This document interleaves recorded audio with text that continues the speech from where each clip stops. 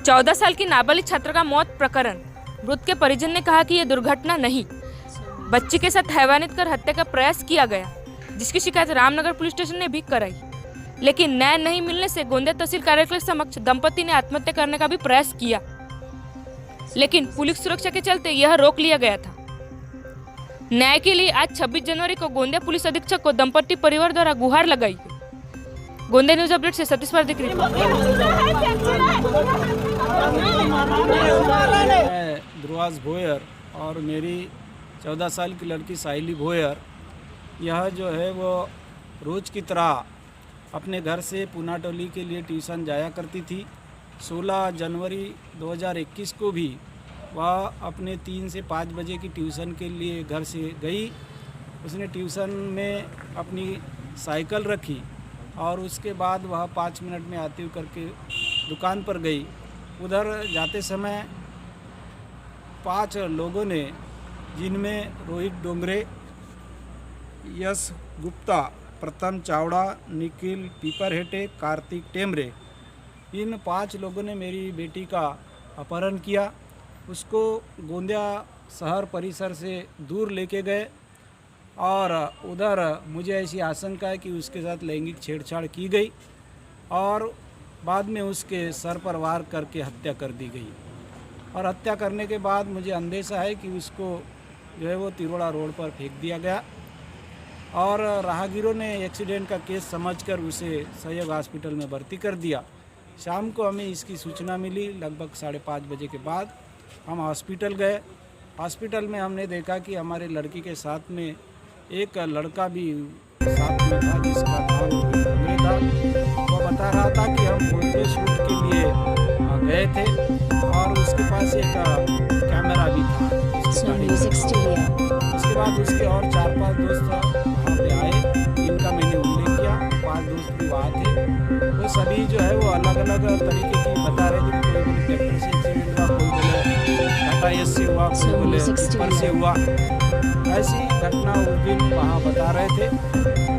उपचार के समय हमने इन सभी बातों पर ध्यान नहीं दिया, लेकिन हम रामनगर पुलिस में FIR दर्ज करने गए थे, लेकिन रामनगर पुलिस ने हमारी उस शाम को FIR नहीं लिया। दूसरे दिन हमारी बेटी का देहांत हो गया। हम दूसरे दिन सुबह 10 बजे भी FIR लिखने गए, लेकिन घटना के मृत्यु के एक दिन बाद हम पुनः जो है वो FIR दर्ज करने गए, लेकिन रामनगर पुलिस ने हमारी FIR दर्ज नहीं की। तीसरे दिन, चौथे दिन भी हम FIR दर्ज करने गए तो हमारी FIR नहीं ली गई। इस प्रकार जो है वो रामनगर पुलिस ने जो है वो हमारे पीड़ित परिवार का के अनुसार FIR दर्ज नहीं किया और उन्होंने इस केस को एक साधा, मेरी बेटी एक दोस्त के साथ घूमने गई थी और वापस आते समय जो है वो उसका एक्सीडेंट हो गया, ऐसा दोस्त के साथ घूमने गई और एक्सीडेंट केस को बताकर एक सिंपल केस के रूप में रूपांतरित कर दिया। एक दिन के लिए सिर्फ एक आरोपी का PCR लिया गया और बाद में भी उसे ऐसी कल में लगाई गैर जमानती कि उसको जमानत मिल गई। आज 5 के 5 आरोपी जो है वो खुले घूम रहे हैं और हम बार बार पुलिस को बता रहे हैं कि आप जो है इस केस को जो है वो ज़्यादा महत्व देकर इन्वेस्टिगेशन करें, क्योंकि इस केस में बहुत सारे तथ्य छुपे हुए हैं। हम ये जानना चाहते हैं कि हमारी बेटी का जो दोस्त है वो किस कारण से हमारे बेटी को ले गया, ये पुलिस बताने में अक्षम है।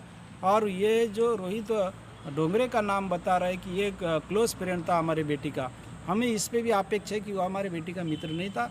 उन 4 में से जो है वो एक जो है वो गुप्ता, वो हमारी बेटी का ज़्यादा यानी व्हाट्सएप फेसबुक पे उसकी कन्वर्सेशन है, वो मित्र हो सकता है।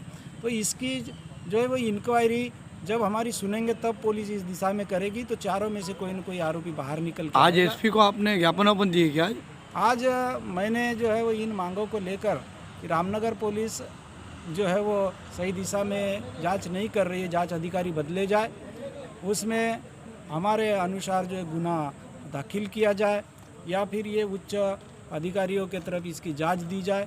और ये जो रामनगर पुलिस के लोग जो है जो इस जांच को प्रभावित कर रहे हैं, तो मुझे ऐसी शंका है कि इन्होंने PM रिपोर्ट की भी छेड़छाड़ की होगी, इसलिए पुनः PM या विसरा रिपोर्ट की मांग करने के लिए मैं आज SP साहब के सामने आया था। SP साहब ने 1-2 बातों का आश्वासन दिया और उसमें से त्वरित जो है उन्होंने जांच अधिकारी बदलने का आदेश दिया। आगे जो है मैं अपने सहपाठियों से, आज मेरा धरने का प्रोग्राम था, मैं अभी सहपाठियों से पूछता हूँ, अगर सभी ने मुझे साथ दिया तो मैं आज अभी शाम को और अन्य मानों के लिए धरने पर बैठूँ।